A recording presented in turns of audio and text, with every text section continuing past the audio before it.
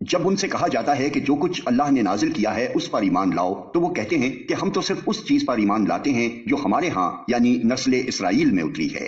اس دائرے کے باہر جو کچھ آیا ہے اسے ماننے سے وہ انکار کرتے ہیں، حالانکہ وہ حق ہے اور اس تعلیم کی تصدیق و تائید کر رہا ہے جو ان کے ہاں پہلے سے موجود تھی۔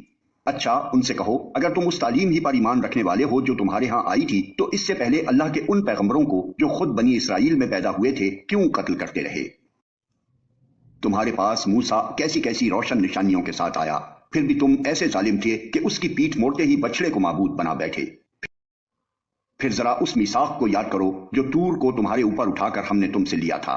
ہم نے تاکید کی تھی کہ جو ہدایات ہم دے رہے ہیں ان کی سختی کے ساتھ پابندی کرو اور کان لگا کر سنو۔ تمہارے اسلاف نے کہا کہ ہم نے سن لیا مگر مانیں گے نہیں، اور ان کی باطل پرستی کا یہ حال تھا کہ دلوں میں ان کے بچڑا ہی بسا ہوا تھا۔ کہو اگر تم مومن ہو تو یہ عجیب ایمان ہے جو ایسی بری حرکات کا تمہیں حکم دیتا ہے۔ ان سے کہو اگر واقعی اللہ کے نزدیک آخرت کا گھر تمام انسانوں کو چھوڑ کر صرف تمہارے ہی لیے مخصوص ہے تب تو تمہیں چاہیے کہ موت کی تمنا کرو اگر تم اپنے اس خیال میں سچے ہو۔